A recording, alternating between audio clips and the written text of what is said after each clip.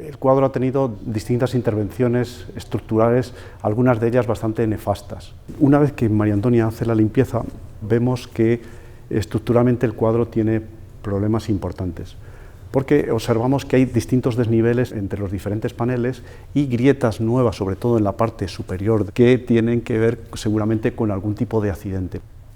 Sabemos además que el cuadro ha estado separado, que los paneles han sido separados a lo largo de la historia. ¿Por qué? Bueno, en primer lugar porque cuando se hace la limpieza observamos que hay una línea continua de estuco de un lado a otro, y esto ya denotaría que el cuadro en algún momento estuvo separado, pero es que además las espigas de unión entre panel y panel en algún momento fueron cortadas. Y además, si nos fijamos en las figuras de los esqueletos tocando las trompetas, vemos que no son coincidentes. ¿Por qué? Porque una parte de la trompeta está en el panel superior, mientras que la otra está en el panel inferior. Esto implica que necesariamente, para que no sean coincidentes, el canto del cuadro ha debido ser cepillado en el pasado, ¿no? Las colas animales que utilizaban a la hora de unir los paneles necesitaban que estos estuviesen perfectamente aproximados, que tuviesen un buen contacto. Entonces no se planteaban si tocaban o no tocaban la pintura, directamente enrasaban y pegaban. La última restauración de la que tenemos constancia fue en los años 60, en las que se le adosó una retícula de pino. Este elemento, que era excesivamente rígido, había dado problemas constantes en la pintura.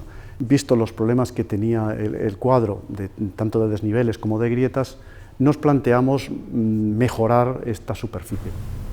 Entonces decidimos quitar este emparrillado.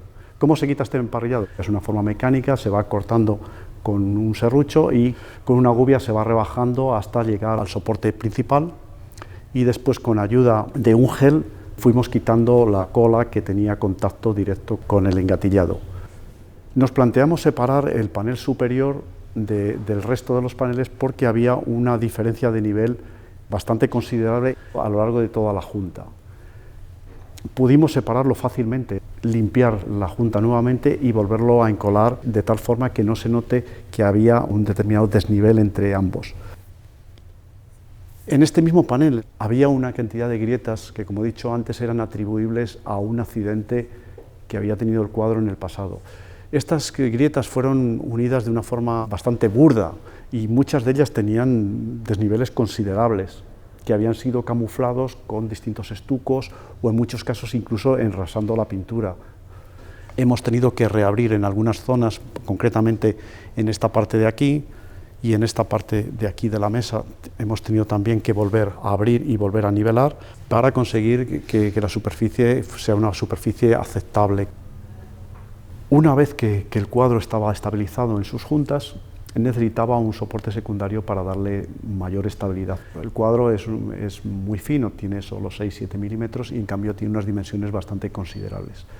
Hemos utilizado un sistema que es un bastidor con una serie de muelles que hasta ahora no habíamos utilizado aquí en el Prado, pero que ya habíamos experimentado con otro cuadro en el Kunsthistorische Museum de Viena, concretamente un cuadro que es Paisaje después de la tormenta con Filemón y Baucis de Rubens. Este sistema es un sistema de muelles planos que conectan el bastidor a través de una serie de tornillos de nylon. Es un sistema que se adecúa muy bien a este tipo de soporte, porque le permite dar consistencia a la vez que nos deja que todo el sistema pueda moverse libremente. ¿Qué ventajas tiene también? Bueno, pues que en un momento dado, cuando nosotros vamos a trasladar el cuadro a las salas o a otro sitio, podemos dar más presión a todo el sistema, a estos 75 muelles, de tal forma que el cuadro es mucho más estable, pero una vez que el cuadro está otra vez en sala, podemos quitar tensión para que el cuadro esté un poco más libre. Ahora mismo los niveles del cuadro están bastante bien enrasados y podemos ver una superficie bastante regular, a la vez que hemos conseguido que el cuadro tenga una consistencia estructural mucho más fuerte y la visión general de la obra sea mucho más homogénea.